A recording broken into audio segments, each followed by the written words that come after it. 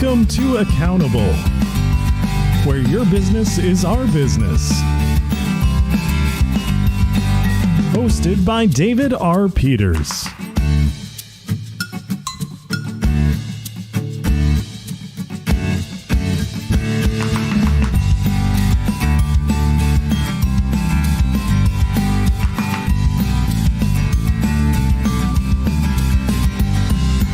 Hi, everyone. Welcome to Accountable, the podcast for CFOs by a CFO. Hey, my name's Dave. It's so good of you to be here with us this week. We have another CPE version of Accountable. So if you would like to take this podcast for CPE, you're going to be able to do that. Now, again, please keep in mind that in order to take this for CPE, you have to be in a non-NASBA state, and that state has to approve this as CPE. So this is not a NASBA approved course. So this would only work in states that are able to take non-NASBA CPE, and it's going to depend on your state whether or not they're going to accept it. However, if you would like to take this class for CPE, you are able to do that. The way that you do that is that you're going to go down to the show notes, you're going to click on the link, and that is going to take you to the Peters Professional Education website. And then what you're going to do is you are going to register for this class. You're going to take a quiz, and then you're going to get your certificate. So that is how you are going to be able to take this class for CPE. Again, that is only if you are in a non-NASBA state, a state that does not require NASBA-based CPE. So our topic for today is cyber liability insurance. I get a ton of questions from all of you out there just asking about cyber liability insurance. It's a big topic right now. It is certainly something that a lot of businesses are concerned with, and it is certainly a topic that me with a background in insurance, it's one that I have dug in on quite a bit over the last couple of years, and it's one that I get asked about a lot. I mean, all of us, if you're a practitioner out there, if you are a CFO, you're a controller, kind of no matter what type of business you have, you probably are concerned at least a little bit, I would hope anyway, about cybersecurity and certainly all of the things that we take care of on a regular basis. Accountants are generally going to have access to a lot of sensitive data. And so, it's only natural that we want to make sure that we take care of that data. And so cyber liability insurance is a part of risk management. I think that that's kind of the first thing to say, is that cyber liability insurance is a part of risk management. It is not the only part of risk management. It's a part of it.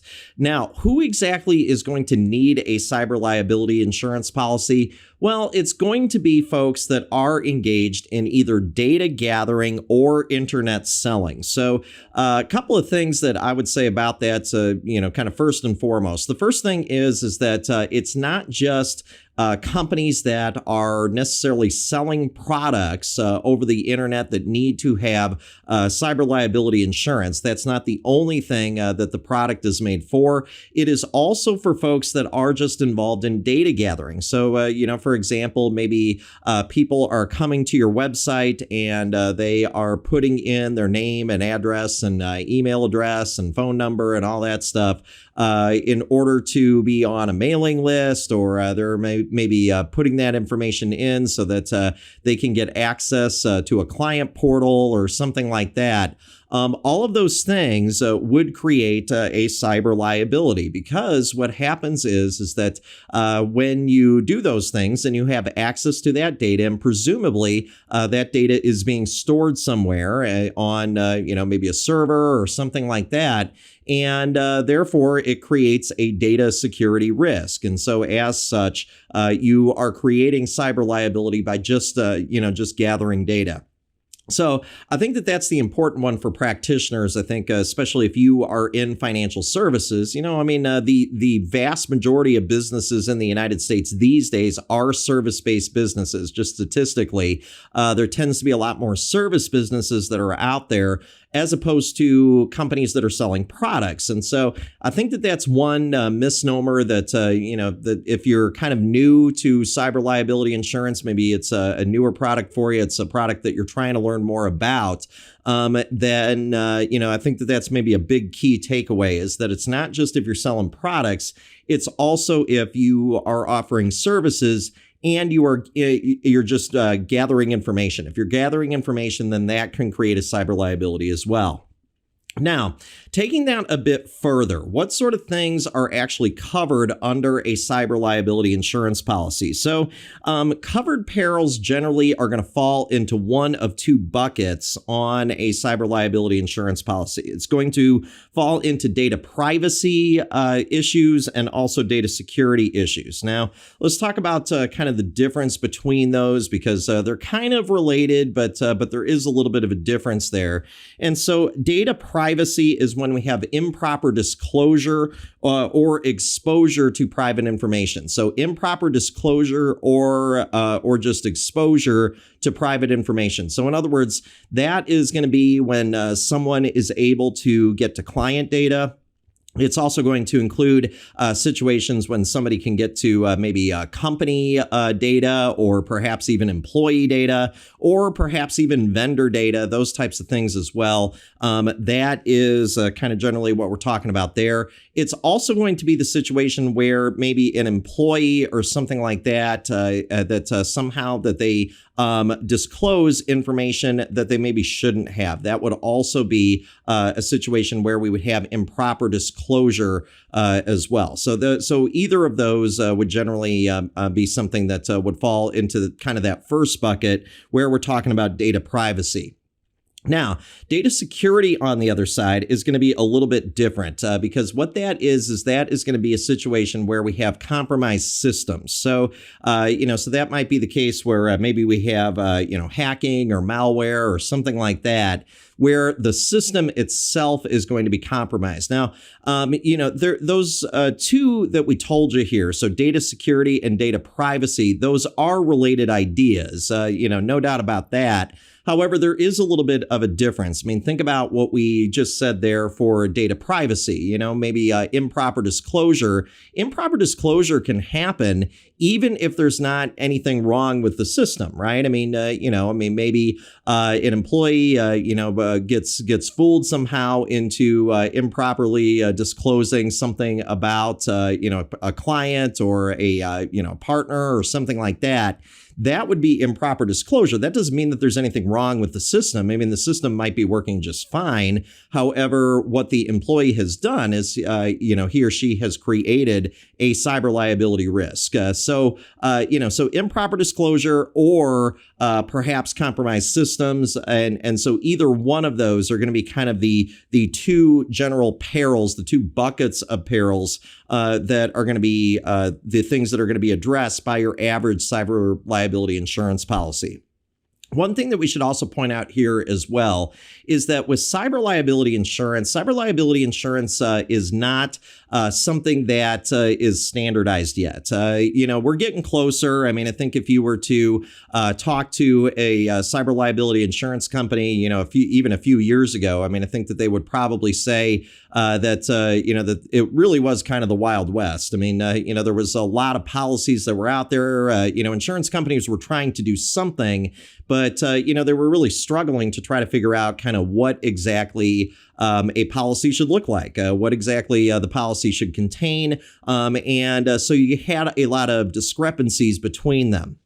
Now, over time, we have started to see that, companies have slowly but surely started to sort of meet in the middle in a way, and they've started to sort of standardize their policies. And, if you think about it, that's kind of what happens to a lot of things in financial services, not just insurance, but also, I would say, with a lot of financial products in general. At least at first, companies don't really know what the product is, and so they're just kind of trying to put something out there. Then we start to see some regulation, and then we start to see that slowly over time, we start to get to standardization. But, it's very rare that we see a policy that is kind of standardized, straight out of the chute. I mean, that just doesn't happen a lot. And certainly we haven't seen that with cyber liability insurance either. There are and have been some significant differences between one insurance policy and another. And I do think that that's important, especially if you are a CFO or you are a controller. We want to make sure that you are taking a look at the individual policy and maybe even relying on your insurance broker to kind of break down some of the differences between policies that are out there between different companies. So they might be, very similar, or there might be key differences. And that's where I think, especially, a good insurance broker that really kind of knows the product could be helpful. So just a couple of things to just kind of throw out there. Now, what about the insuring agreements that are out there? Typically, cyber and privacy insurance policies typically have 4 different types of insuring agreements. So remember that at its heart, an insurance policy is a contract. It is a special type of contract. However, at its heart, an insurance policy is indeed a contract between the insurance company and the insured. And so the question here is what type of insuring agreements are out there? So in other words, what are kind of the 4 sections to the insurance policy that really describe what is being promised and what sort of things, what sort of liabilities are going to be covered? What sort of buckets can we put those in? And generally, you're going to have 4 different types of insuring agreements with cyber and privacy insurance policies. So the first one is liability to third parties for privacy breaches.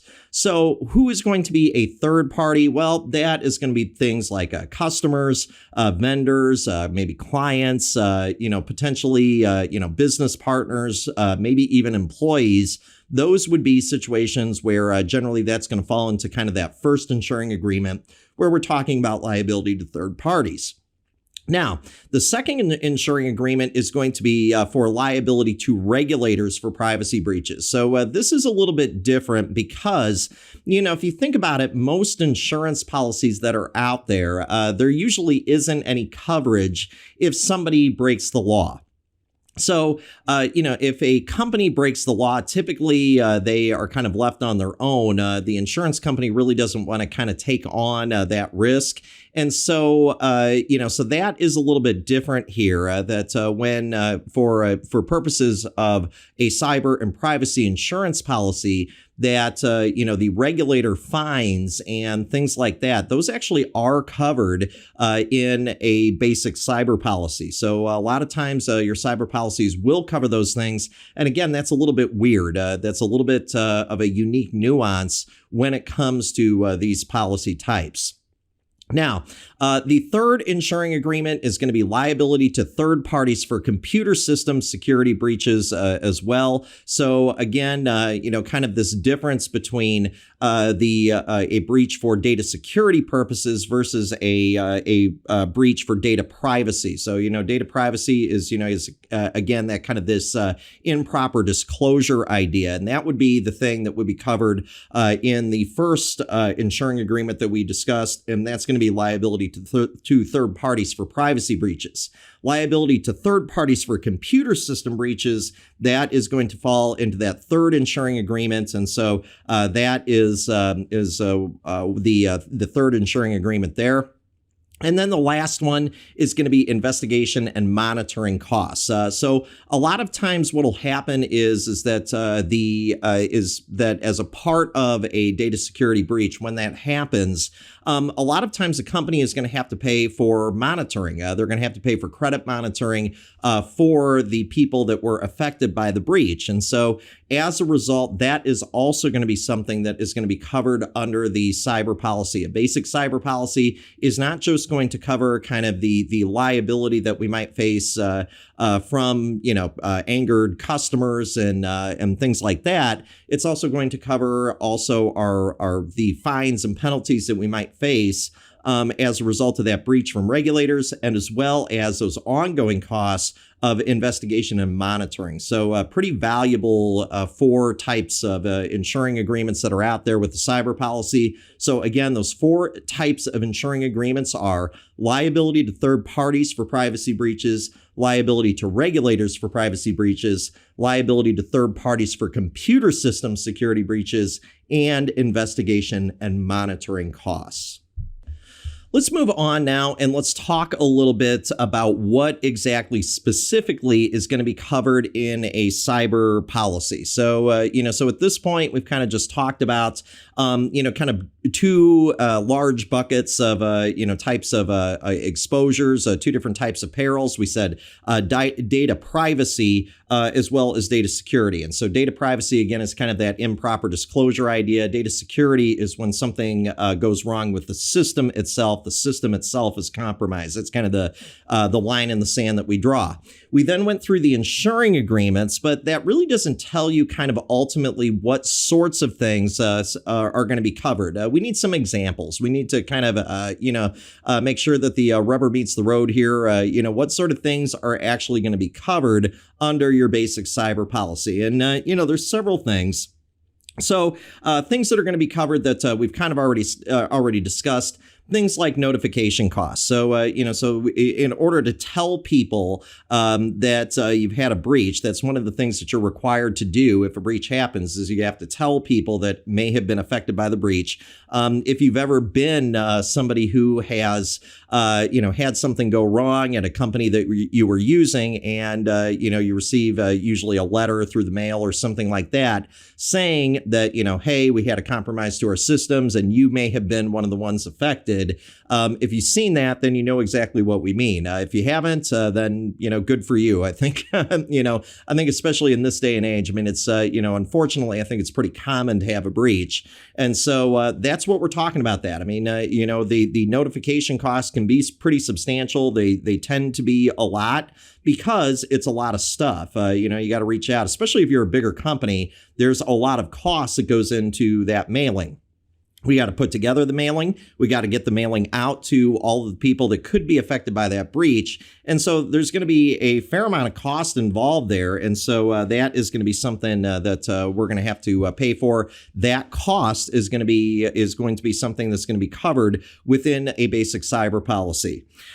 Credit monitoring. So I talked about this a little bit already. So, a lot of times when a breach happens, one of the things that we have to do is we have to pay for credit monitoring. And typically it's going to be credit monitoring for a year for the people that are affected. So there's going to be a cost associated with that. And so, paying a service or something like that in order to have the credit monitored of all of the people that were affected, that's going to take some cost. I mean, it's going to take some time to set up, and there's going to be some significant cost involved there. And so therefore, all of that is also going to be something that's going to be covered under a basic cyber policy. How about cost to defend claims that are made by state regulators? So, so one of the things that is going to happen is that a lot of times with a breach, we are breaking the law. So if there is a breach, we generally are going to see fines and penalties and some liability from state regulators themselves. And so when that happens, we need somebody to help defend us. And so that cost is also going to be typically something that is covered under most cyber policies. Fines and penalties, kind of another thing that is in there. Fines and penalties are also covered under most of your cyber policies that are out there. So that is going to be something that is going to be covered as well. Again, that is a little strange. Most of the time, insurance policies typically don't cover it when you have broken the law. And so if we see fines and penalties happen, usually you're on the hook for those. So this is a little bit different. This is a little bit of a different type of policy for sure. And so, but because those fines and penalties tend to be pretty common, that is something that is also baked into the cost of a cyber insurance policy, and it is something that is generally going to be covered. Losses resulting from identity theft. So a lot of times, if a breach has happened, they trace the breach back to the company. What can happen is that especially if you have a lot of identifying information on your clients and your employees and things like that, there can be a loss involved there. So what can happen is that there can be identity theft, And again, the company is going to be responsible for that cost and for that liability. And so therefore, they are going to turn their attention and they're going to have to defend themselves in court. And they are also going to have to ultimately pay some sort of a liability there. And so that would also be covered as well. So a lot of the things that, that can be pretty damaging to a company that has experienced a breach, a lot of these things are covered under your basic cyber policy. So again, part of the benefit of a cyber policy is that, we have a lot of these things, a lot of these additional costs that go along that are kind of outside of not only, the liability that we face to clients and things like that, but the court costs and things like that. And the fines and penalties and all of these things that we've been talking about, those are also going to be baked into the cyber policy itself, which is another reason why, in general, they have been looked at over the last couple of years, especially as being extremely valuable. Investigation costs and file recovery costs are also going to be covered under most cyber policies that are out there. So, most of the time when a breach happens, the first thing that we want to do is we want to understand what happened, what exactly happened to cause that breach, and how did it arise and where did it arise from and, those types of things, and so that's going to take some time as well. We may have to call in, some sort of an expert, and tries to, in order to figure out kind of what happens. So those types of things, so those investigation costs, those file recovery costs, if we've lost files, those are also typically going to be things that are covered under most cyber policies. Data stored on laptops as well as, maybe cell phones, things like that, tablets, those types of things. The recovery of that data, that can also be something that can be pretty costly. And so that is also going to be covered under your basic cyber policy as well. Also, information that is stored in the cloud. So a lot of times, companies, especially these days, they are storing more and more information in the cloud. A lot of companies have gone away from kind of physical servers, and at one point, certainly I think that a lot of people looked at cloud-based servers and things like that, and cloud-based storage as being something that was more secure. And I think for a time, I think that is true. However, we are starting to see that cyber criminals are getting smarter, and they are able to now we have a new term, cyberjacking. I don't know if folks have heard of that one or not, but cyberjacking is kind of the same idea that we would have with the hacking of a physical server, except for you have the cyber criminal that's hacking your data in the cloud. So as a result, there is data that is there, and that can also be affected by a breach at this point. So, so that I think is another thing that occasionally I hear from folks that I talk to who are maybe CFOs and controllers and things like that. That, sometimes they say, well, we store everything in the cloud and, therefore, we think that we're pretty safe from a breach. That is not necessarily the case now. So again, your cyber criminals continue to get smarter. And, so therefore, we need to make sure that our thinking is kind of keeping up with that idea. Information that is stored both offline as well as online. Sometimes the information that is stored offline can be pretty valuable too. If that was taken, that would also be covered. Also, advertising and other content costs, crisis management, and public relations costs. All of that would be covered under a basic cyber policy as well. A lot of times maybe the most damaging thing, aside from all of the things that we've talked about here so far, is that when it comes to a data breach, is that, sometimes the biggest damage is done just in terms of PR. It's done in, kind of the consequences, the public backlash that happens as a result of a data security breach.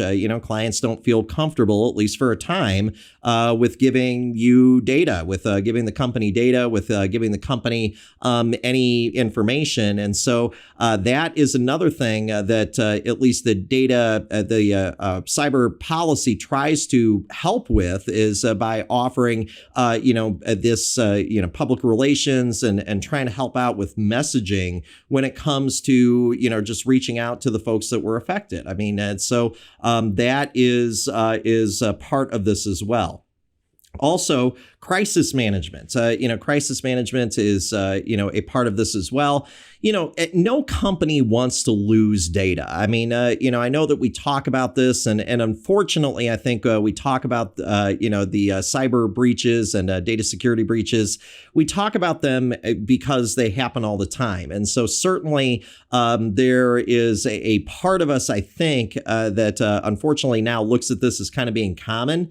But, when it comes right down to it, when it's you, it's a hard thing to get around. I mean, especially for your IT folks. I mean, a lot of the folks that I know that are IT professionals, and they are in charge of data security. I mean, it's their life's work. I mean, this is what they do, and they take a lot of pride in what they do. And so when they, experience a breach, when the company experiences a breach, man, they take that personally. I know that I've had talked to a few IT professionals who are friends of mine who have worked at companies that have experienced a breach, and it's just awful. I mean, it's hard on them mentally. It's hard on them emotionally because I think a lot of IT professionals, they take a lot of pride in what they do, and so imagine that. I mean, none of us want to be in a situation where we've had something that negative happen, and it was kind of on our watch. I mean, nobody wants that.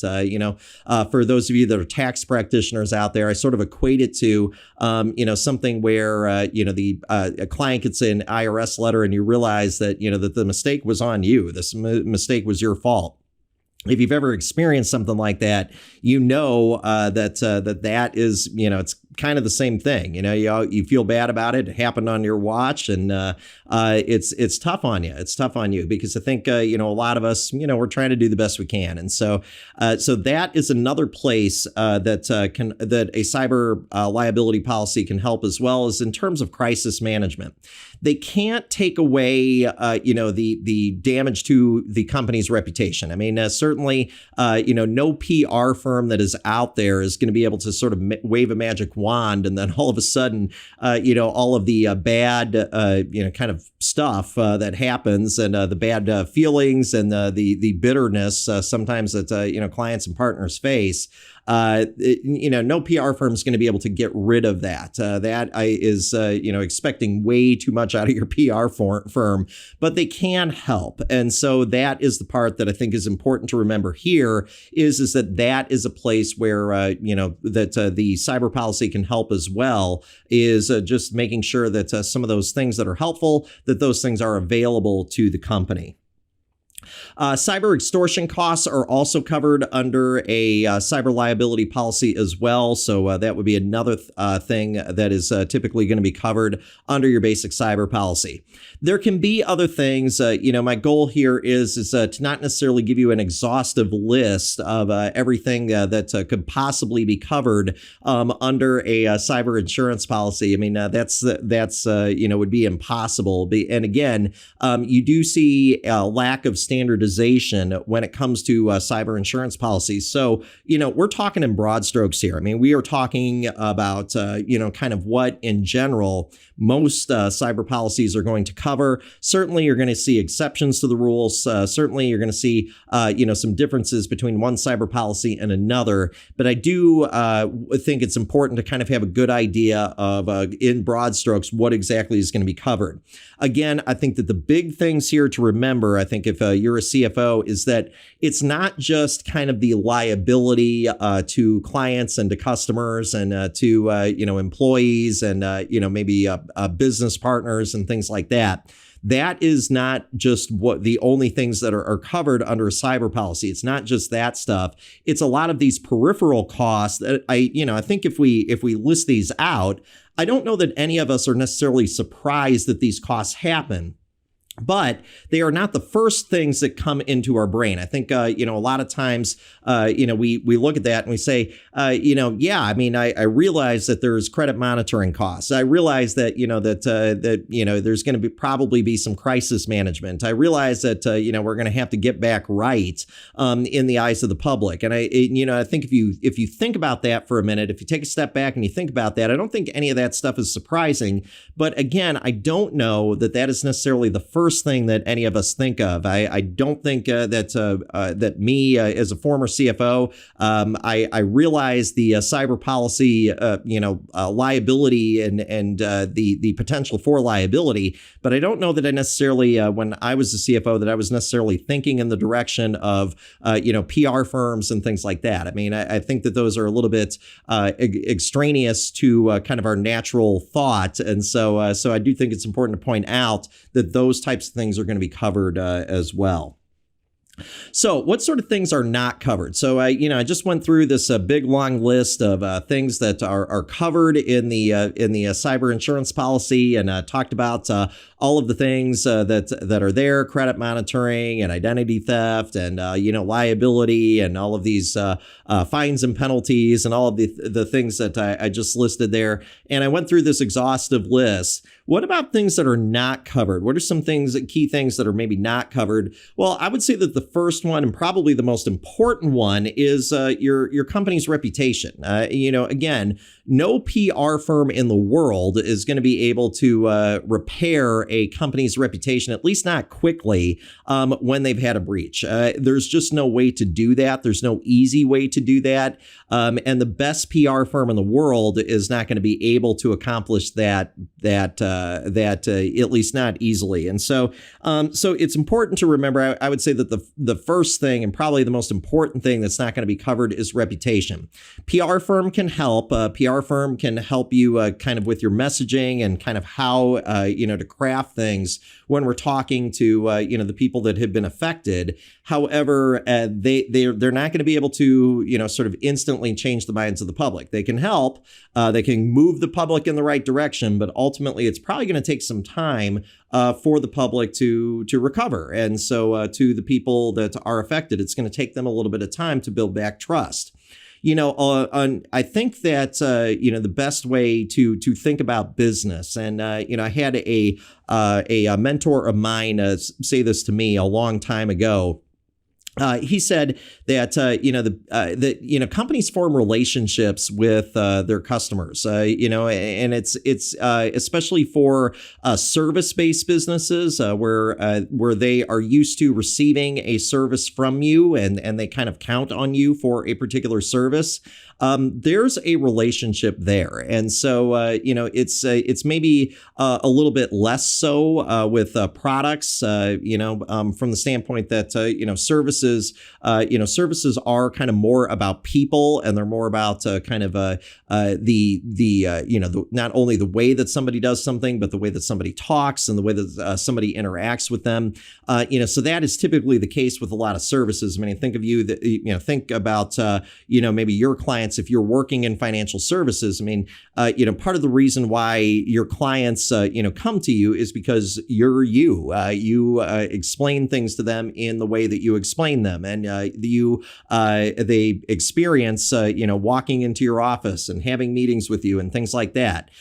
So there is kind of this, this relationship that develops, and a lot of service businesses are based on relationships. I mean, there's zillions of tax firms that are out there. There's zillions of insurance agencies that are out there. There's zillions of, investment advising firms that are out there as well. But what makes them special, and what makes, I think a lot of firms kind of stand out in the client's mind over other firms, is the people aspect. And so, so it's going to take some time to kind of build up reputation if there is a breach. And so that is something I think that is probably the most important that, is not covered within a cyber policy. It can't be, right?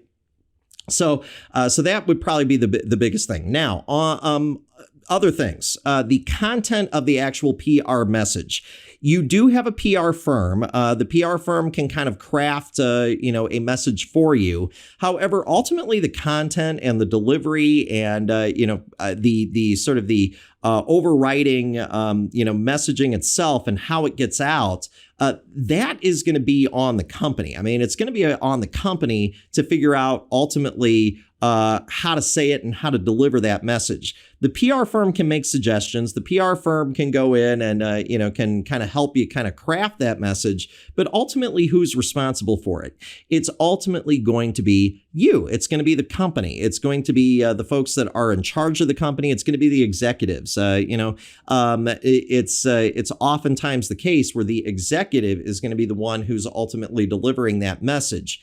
The PR firm can help. The PR firm can help sort of write those messages, but ultimately it's going to be on the company itself to actually be able to deliver that message. Another one that kind of ties in with that, IT morale, I think is a big one, at least to me, and additional security measures going forward. So I would say that both of those things are also things that are not really covered under a cyber insurance policy. But my goodness, I mean, if you are the leader of a company, boy, those things are important. I mean, again, a lot of IT professionals, they take it personally if something goes wrong. I mean, I think some of you, if you've worked closely with IT professionals or even if you haven't, I think that, I think that a lot of IT professionals that they care about their jobs and they take pride in the fact that, that everything's working smoothly and that nothing's going wrong. And so when something does, you got to build them back up again. And I think that that is an important thing to realize. I think especially if you are a CFO, you're a controller, you're a leader of the organization. And so they're going to be looking to you in terms of, how exactly to deal with this particular situation. It's on you to kind of bring them back to where they were. And that is a part of being a good leader, as, realizing that, that even the best are going to make mistakes sometimes, and we got to bring them back. I mean, we got to make sure that they are, especially if they're good professionals. Good IT professionals are hard to find right now, folks, and they always are because they're always in demand. And so we got to bring them back. And so that is something that I think is important. Also, security measures going forward. That might be, making sure that we implement new software. There might be maybe penetration testing or something like that we're going to implement in order to make sure that this breach doesn't happen again. And so there could be some cost there. There's probably also going to be, an examination of what happened so that we can figure out the right way to react. But how you react and reacting going forward, that part's going to be important as well. The other thing that may not be covered is employee actions. So this is a little bit of a sticky thing to discuss here, but cyber insurance policies may or may not cover situations where the employee just hasn't followed protocol, hasn't followed what they were supposed to do, and so as a result, that is also a potential issue there. If it was something that was egregious, then we may have to step in and we may have to fire that employee. And I don't think any of us really enjoy that. I don't think that any of us want to do that, but that may be the necessary move. The other thing that could happen too is, sometimes again, people make mistakes. Maybe they didn't know, maybe they didn't understand, maybe that they thought they were following protocol and they didn't. And so figuring that part out and understanding really what happened and responsibility and making sure that it doesn't happen again, that part is something that is going to be on us as well. So I know that I went through a laundry list of all the things that are covered under the cyber policy, and I do think it's important to remember those things. There are some key things, though, especially when it relates to how exactly you're going to handle this going forward. How exactly are you going to handle the employee aspect, the people aspect of what happened? That part you have to manage. The best PR firm in the world can't do it, so that means it's on you. Now, other things that I would maybe be interested in if I was a CFO or a controller are things like cost. I mean, ultimately, what goes into the cost of a cyber insurance policy? And the simple answer is that most cyber policies are going to be underwritten based on the amount of data. Now, at first, you may say, okay, well, that's kind of, maybe doesn't make a whole lot of sense, but take a step back and think about it. What exactly is a breach? It is information getting out in an inappropriate way. That is effectively what a breach is. We have information that is going out into the world and getting into the hands of people that it shouldn't be in the hands of. So ultimately, what is going to sort of drive the cost for the insurance company? Well, it's going to be the amount of data. So a company that has more data is naturally going to be a higher cyber liability risk, right? I mean, if I am a company that has, thousands and thousands and thousands of records, then I am a greater risk. Because if my systems get hacked, there's more information that is available as opposed to a company that only has a few records here and there.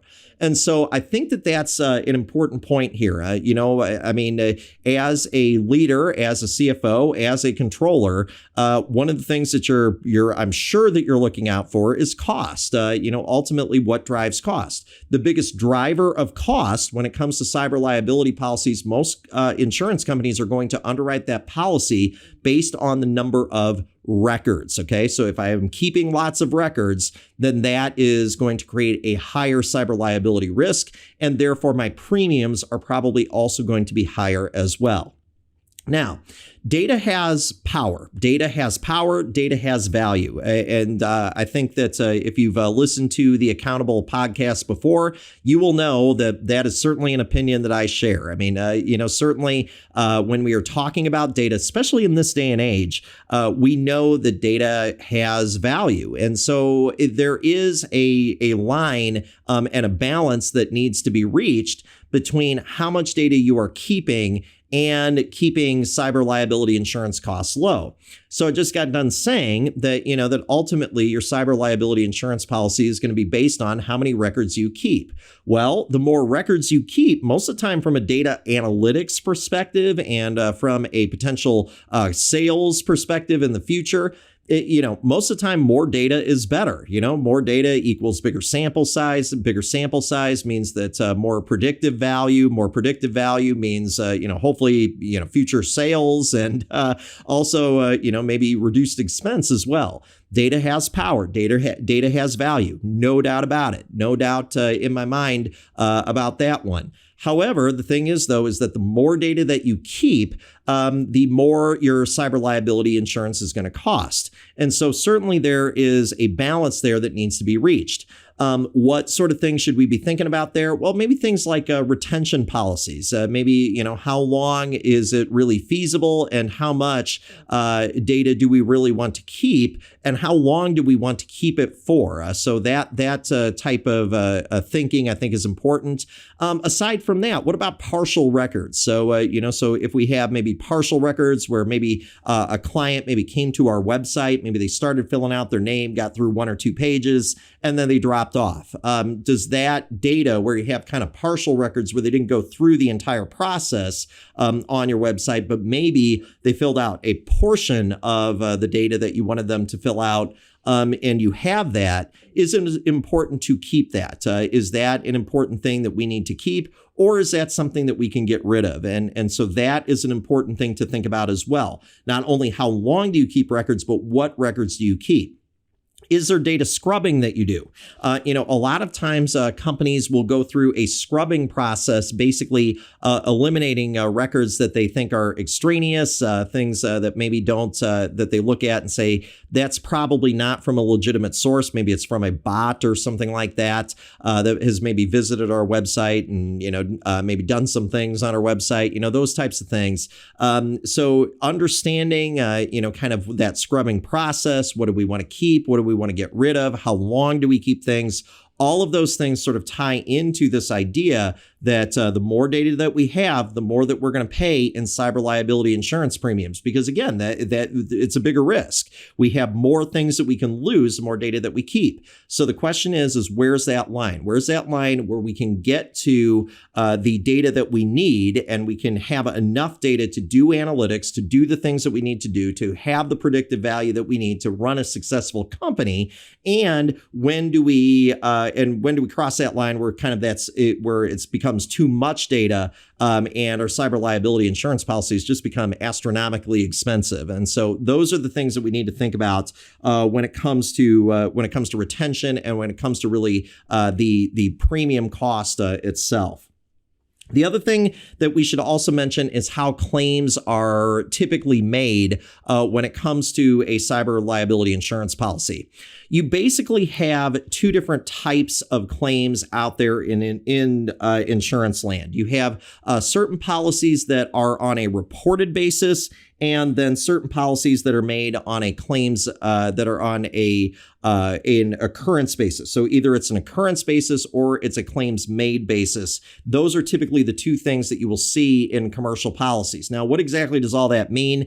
Well, it's what it sounds like. Okay, so if something is on an occurrence basis, it is going to be, when did that thing actually occur? So when did it actually occur? That is the policy that is going to cover that particular claim. On the other hand, if we have something that is on a claims made basis, and that sometimes is referred to as a reported basis. So claims made and reported is usually the same thing. That is going to depend on when that claim is actually reported. So let's talk about that just for a minute. If you have maybe a breach that happens on in December 2022. So the breach actually happens in December 2022, and we don't discover it until January 2023. So when did that claim occur? Well, it happened in December 2022.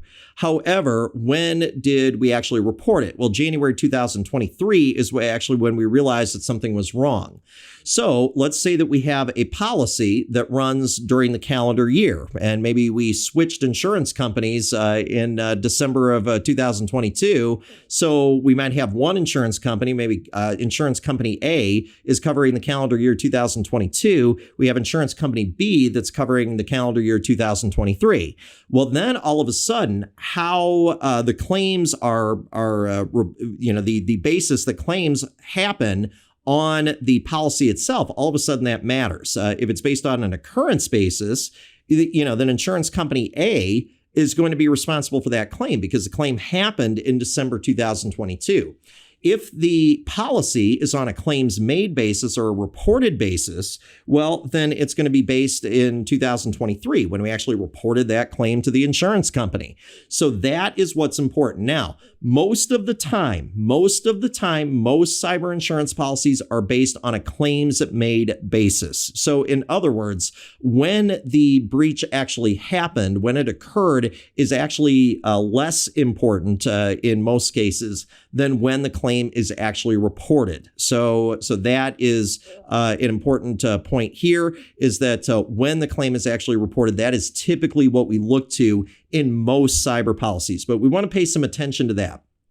Now, the other thing I would also mention with that as well is that, when it comes right down to it, you can have a situation where there is a gap in coverage. And so maybe if you have one insurance policy that is based on, a claims made basis, and then you switch to one that's been on an occurrence basis, well, then what can happen is you can end up in a situation where neither policy actually covers the claim. And what we typically refer to that as is typically refer to that as a gap in coverage. So we want to watch out for that. So I know that this seems like maybe kind of a little bit of an academic-y point, but it is pretty important. And again, that is where a good broker can help you out, because a good broker is going to understand these ideas, and they're going to be able to point out gaps. I mean, that is what a good broker does. If your broker doesn't do that, then he or she really isn't doing their job. And so, so a good commercial insurance broker can understand where those gaps are and can check for those things.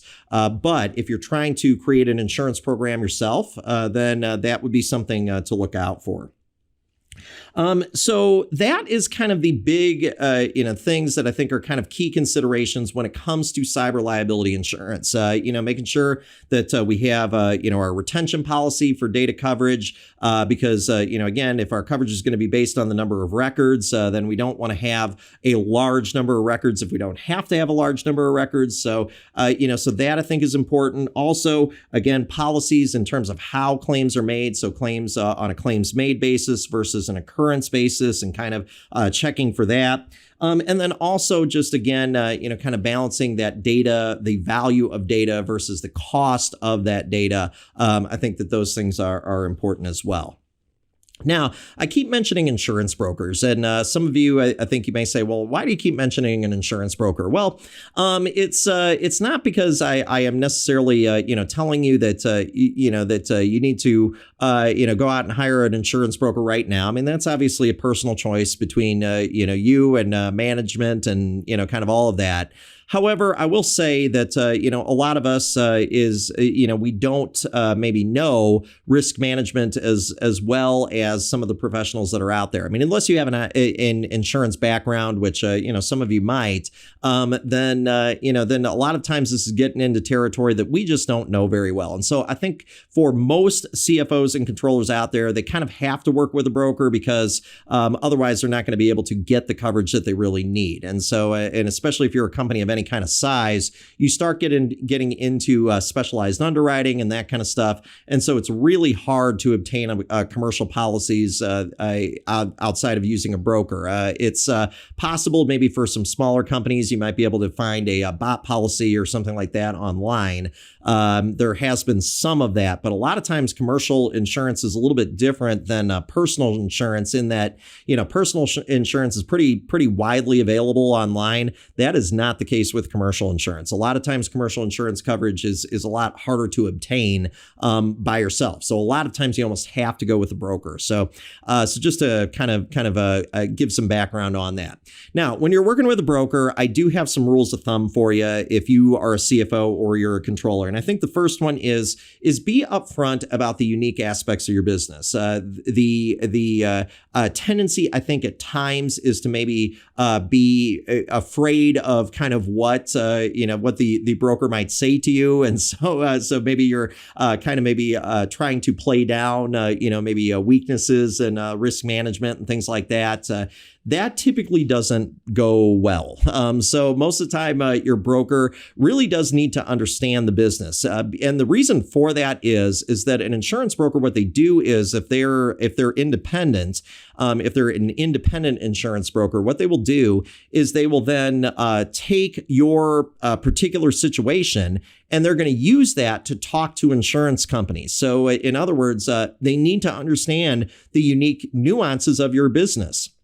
If they don't, they're not going to be able to get you the best rate, because I can tell you that, from the insurance company standpoint, if they don't understand a risk, if they don't get it, they don't understand it fully, they basically have two choices. They can either refuse to write the policy, or the other thing that they can do is they can price it really high. So, if I'm, trying to figure out whether or not I want to write a policy and I'm afraid of claims, I don't want claims, I'm going to price it high enough to make sure that even if there is a claim, that ultimately I'm still going to make a profit. That's one way to address it, right? So I can either give somebody a very high premium cost, or I can just refuse to write the policy.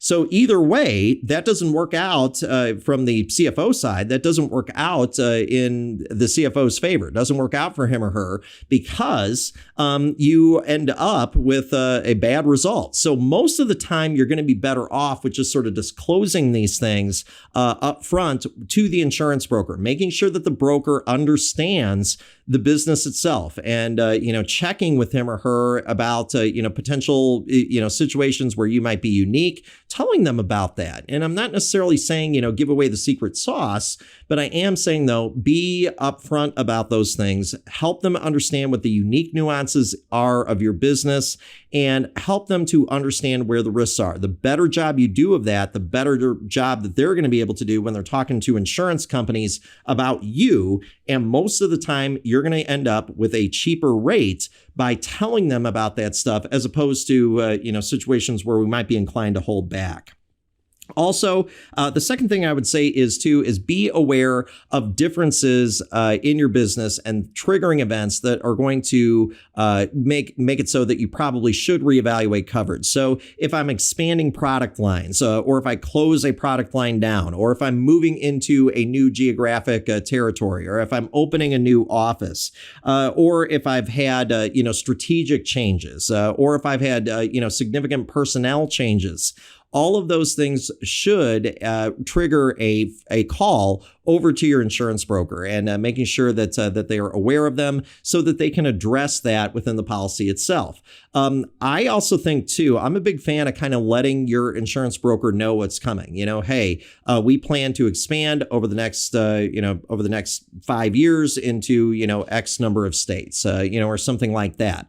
Make them sign an NDA, make sure that, that you're covered there. But at the same time, though, make sure that they're aware of your future plans and what the business is going through, because, again, that helps them to better recognize what the risks are, and it helps them to better do their job when they're selling you to the insurance company. And I do think that is an important aspect of this as well.